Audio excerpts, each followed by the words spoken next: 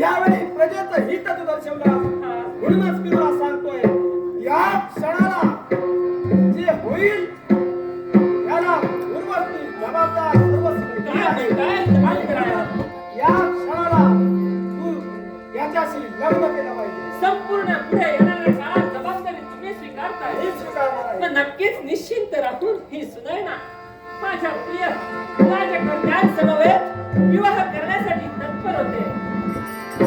ठीक आहे. हे असा समोर ये.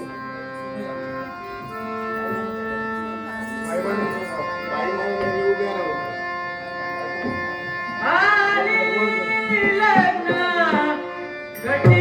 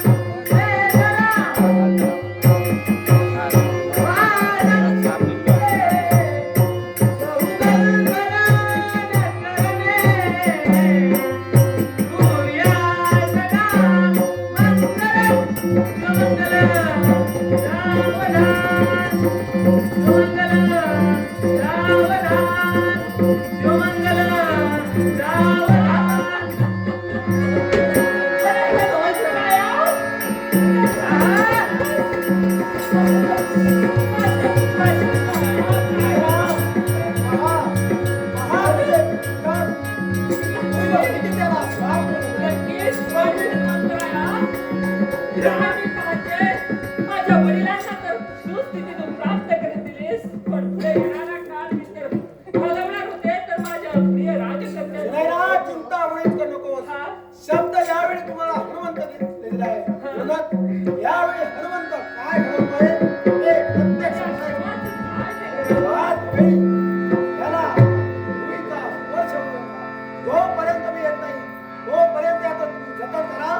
या क्षणाला पुनश्च याचे प्राण याच्या देहात या जगाला तुझे आहे असा शब्द आम्हाला पुनश्च येत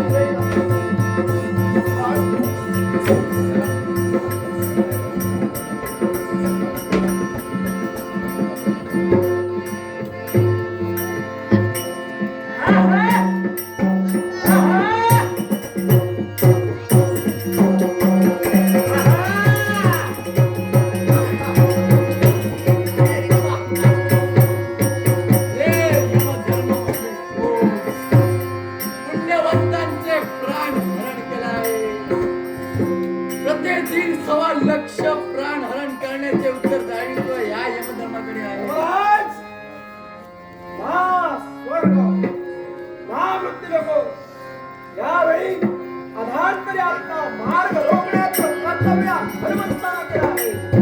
काय सांगतोय हे भक्त सख्या, एकच तुला सांगतोय की माझ्या कर्तव्यात बाधा घालण्याची अजिबात चेष्टा करू नकोस. कारण मी पुण्यवंतांचा प्राण आत्ता धरण करून आलो आहे. या विश्वात हरे ब्रह्मादिकाचा जो भक्त आहे अन्य कुणाच्या येते सामान्य माणसाचे प्राण आपले धोकावले जातात आणि पुण्यवंताचे प्राण आपण करतात. होय, या क्षणाला आपण कुटुंबात या क्षणावरून मृत्यू लोकांपाशी अयोध्या नगरी म्हणून आलो आहे. कारण त्या अयोध्या नगरीच्या राजकन्याच्या आयुर्मर्यादा आज संपली आहे. मग माझ्या चित्रगुप्ताच्या सांगण्यावरून मी आज त्याचे प्राण हरण करून आणले आहे. आतापर्यंत आपल्या कर्तव्यात कधी आपण चूक केली नाही, अधर्मानं आपण कधी वागला नाही. पण यावेळी हा हनुमंत आपल्याला विनवणी करतो आहे. हनुमंत तू विनवणी कर नाही तर माझ्या बापात तरी माझ्या कर्तव्याची कसरही तोडून मी असं का म्हणतोय तर त्या पुण्यवंत राजकर्त्याचे प्राण ठेवलेले आहेत. अरे जनता पोर केलेले म्हणूनच या क्षणाला त्याचे प्राण पंचतत्वात विलीन होण्यास भले जनता पूर्ण होऊ दे. आहे. तरी मी माझ्या कर्तव्याची कसो करणार नाही. माझे कर्तव्य ते काय? जगातल्या सर्वांचे प्राण हरण करण्याचे. म्हणून मी तुला फक्त सगळ्या सांगतोय, एक म्हणून तू याला पावले निघून जा. धर्मराज, आतापर्यंत मी दिलेला शब्द, माझे शब्द म्हणजे वचन आहे. ते कधी कोणी पुसले नाही. आणि जर का पुसण्याचा प्रयत्न करत असतील, तर धर्मराज, या क्षणी शक्तीच्या जोरावर होईल त्या माझी काय आहे? चालेल, असा जर तुला असेल तर तुला न्यायाचा तराजू तुझ्या हाती देवा, न्यायाचा तराजू तुझ्या हाती देवा, देवा न्याय मागून न्याय मला द्यावा, न्याय मागून न्याय मला द्यावा, न्याय मागून न्याय मला द्यावा.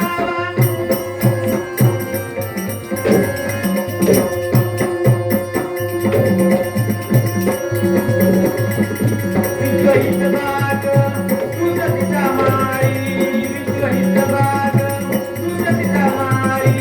अहोरात्र गमतो तुझं गाम गाई, अहोरात्र गमतो तुझं गाम गाई. न्यायाचा तराजू तुझ्या हाती देवा, न्यायाचा तराजू तुझ्या हाती देवा, न्याय मला द्यावा.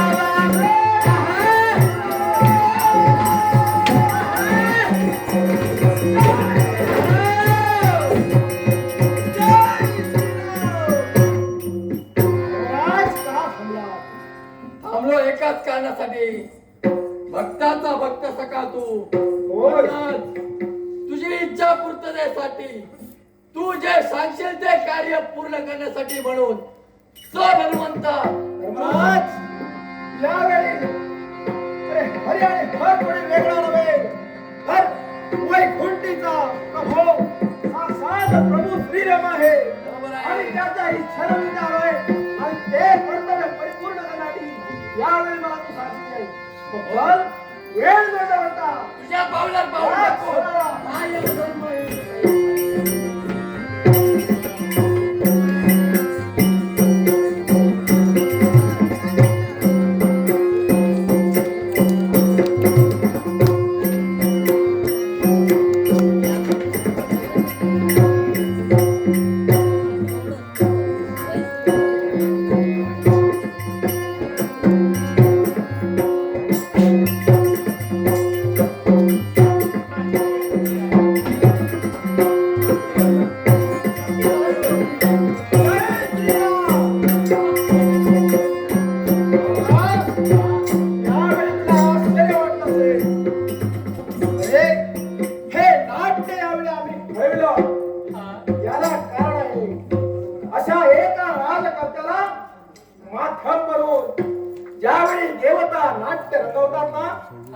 त्यावेळी या जगासमोर त्यांना एक आदर्श ठेवायचा असतो, त्यांना एक शिकवण द्यायची असते. हे नाना आणि ही कोणती असेल? अरे हा पुण्यवान राजकर्ता होय, हे गंधर्व लोकीचे राजकर्ते.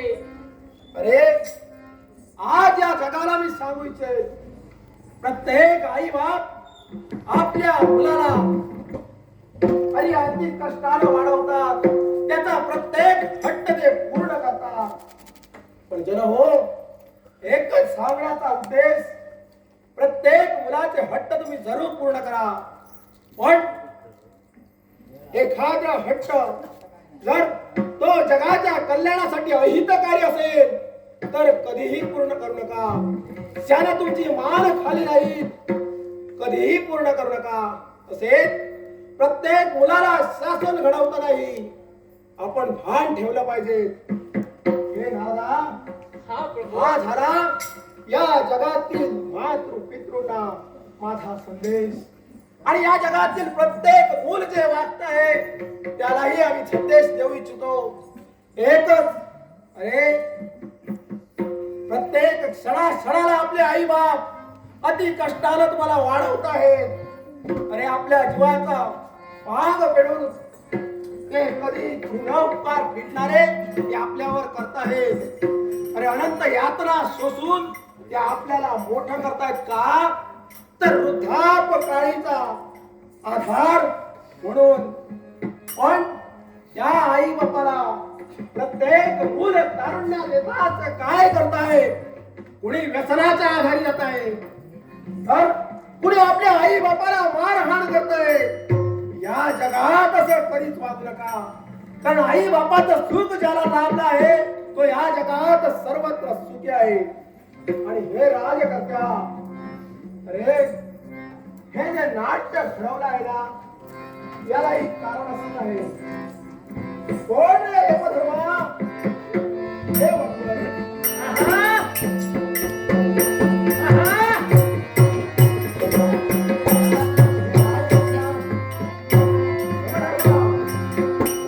माझ्या प्रभूच्या इच्छेसाठी यावेळी तू सांगितलेल्या कर्तव्याची पूर्तता मी करणार आहे. तू जे सांगितल्यास एका पुण्यवंताचा प्राण मी हरण केला आहे, त्याचा प्राण तू परत देण्यासाठी मला सांगितलं. म्हणून हा घे, तू सांगितलेल्या इच्छेनुसार मी त्याचा प्राण आता पुन्हा जिवंत करत आहे.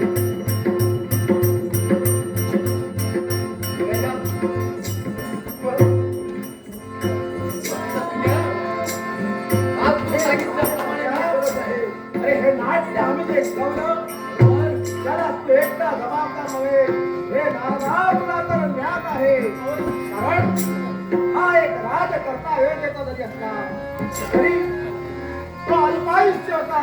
आणि हे नाट्य घडवून या पुण्यमय राजाचे घर अघोर एकतर त्याचं बरोबर आहे भक्त सख्या. ते प्राण जर द्यावे तू मला सांगितले ही जनाता पूर्ण झाली. हलन करण्याचे कर्तव्य ते माझे, आणि तू मला सांगितले की एका पुण्यवंताचा प्राण तू हरण केला आहे, तो तू परत द्यायचा. पुण्यवंताचे प्राण या जगात आणि जगाला सांगू इच्छितो एकच, की हे जगातील महापुरुष देवतांनो, आपली मुलं ज्यावेळी तारुण्यात पदार्पण करतील ना, बरोबर आहे. त्याच वेळी एखाद्या सख्याप्रमाणे वागून त्यांच्या मनात काय चाललं आहे हे तुम्ही जाणून घ्यायचं आहे. एवढंच नव्हे तर त्यांचे घट्ट प्रवर्तन देखील आपण लक्ष दिलं पाहिजे. बरोबर आहे. आणि हे तरुण पिढी हो, आज आपण आपल्या आई बापाची ऐकलं नाही म्हणून आपल्याला हे शासन म्हटलंय. म्हणूनच या तारुण्यात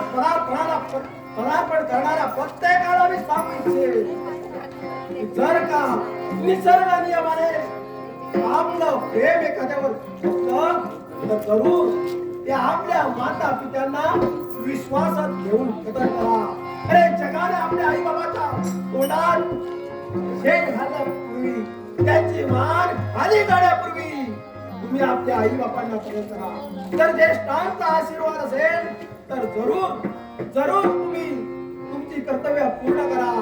कारण ज्येष्ठांचा आशीर्वाद आहे तरच सुख आहे, नाहीतर दुःखच दुःख आहे.